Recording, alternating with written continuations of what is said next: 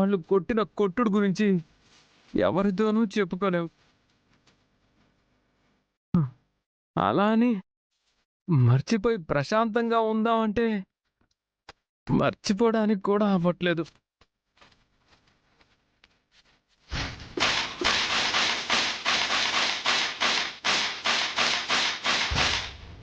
కొంచెం కష్టమైనా పర్వాలేదు, మర్చిపోదామంటే వాళ్ళు కొట్టిన కొరడా దెబ్బల తాలూకు నొప్పులు గుర్తు చేస్తూనే ఉన్నాయి మమ్మీ. ఇవాళ అవకాశం వాళ్ళకొచ్చింది కాబట్టి వాళ్ళు కొట్టారు దీపక్. మనకి అవకాశం వస్తుంది, అప్పుడు మనము కొట్టచ్చు. వాళ్ళు కొట్టిన దెబ్బలకి మనకి గాయాలు మాత్రమే అయ్యాయి, కానీ మనం కొట్టే దెబ్బకి వాళ్ళకి గాయాలవ్వడం కాదురా, వాళ్ళ శవాలే లేవాలి. అలా కొడదాం. ఇవన్నీ జరిగే పనులు కావని నీకు తెలుసు, నాకు తెలుసు.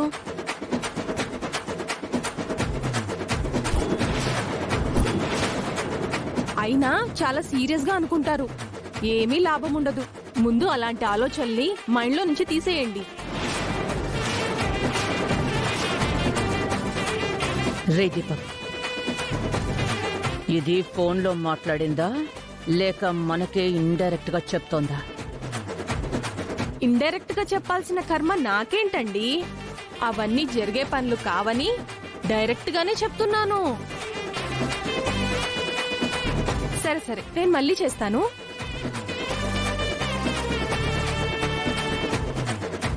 ఏంటత్తయ్య అలా చూస్తున్నారు? భోంచేయడానికి పిలుద్దామని వచ్చాను.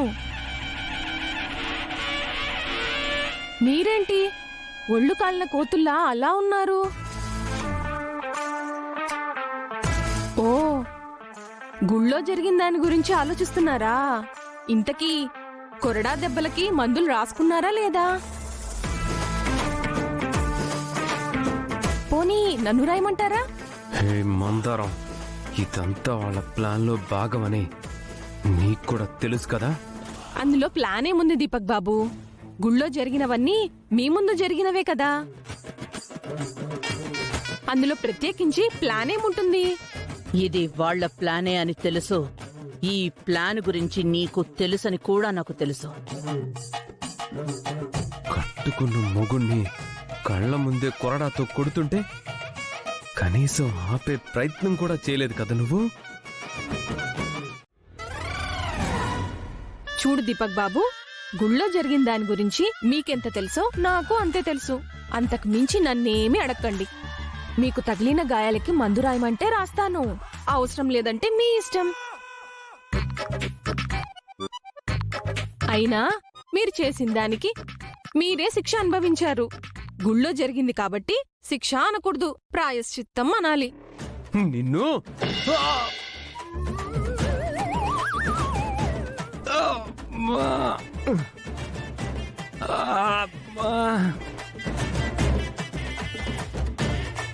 తప్పు చేశారు, ప్రాయశ్చిత్తంగా కొరడా దెబ్బలు తిన్నారు. సేవ చేద్దామనొచ్చిన నాపైన చెయ్యెత్తి మళ్ళీ తప్పు చేస్తున్నారు. అంటే ఏంటిప్పుడు? ఈ తప్పు కూడా శిక్ష వేస్తావా ఏంటి? నేను వెయ్యనత్తయ్యా, దేవుడు వేస్తాడు. అయితే నిన్ను చంపేస్తాను. ఆ దేవుడు శిక్ష వేస్తాడేమో చూద్దాం. నిన్ను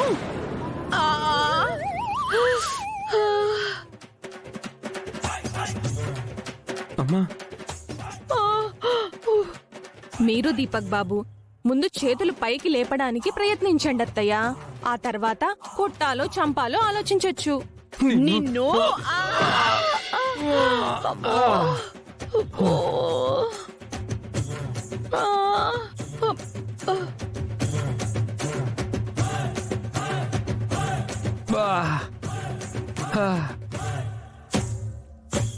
ఇప్పుడు మీకు భోజనం తినిపించడానికి కూడా నేనే దిక్కు. రండత్తయ్య, భోజనం పెడతాను. మా భోజనం మేము తింటాం, నువ్వు ముందు ఇక్కడి నుంచి బయటకెళ్ళు. సరే అత్తయ్య. హలో, విన్నారా? ఎవరు చేసిన కర్మకు వాళ్లే శిక్ష అనుభవిస్తున్నారు. మనలాంటి వాళ్లకు ఆ దేవుడే అండగా ఉంటాడు.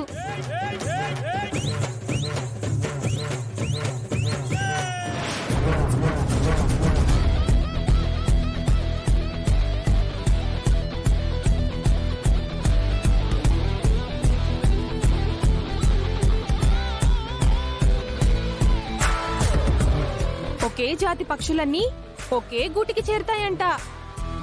మిమ్మల్ని చూస్తే అర్థమవుతుంది. ఒకే జాతి పక్షులకి ఒకేలాంటి మనస్తత్వాలుంటాయంట. ఒకే మనస్తత్వం ఉన్న పక్షులు తమకి తామే తన్నుకు చేస్తాయంట. చూడాలి ఎవరు ఎవరిని తంతారో అని.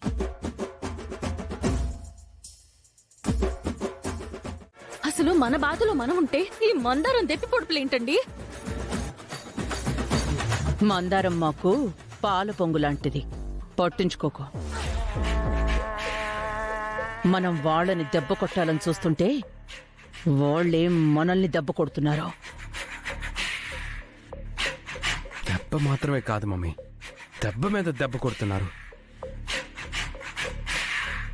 ఈసారి దెబ్బ మనం కొట్టాలి, వాళ్ళకి అస్సలు ఛాన్స్ ఇవ్వకూడదు. అదే మేము అనుకుంటున్నాం కోమలి. ఇంతకాలం రాజు రూపలు మాత్రమే మనకి తల్లో నాలుకల్లా ఉండేవాళ్ళు. ఇప్పుడు వాళ్ళకి తోడుగా సుమాచంద్రలు కూడా తయారయ్యారు. అసలిదంతా జరిగిందే చంద్ర వల్ల, మనల్ని గుడికి తీసుకెళ్లడం వల్ల. వాళ్ళ మీద కూడా ఒక కన్నేసుంచాలి.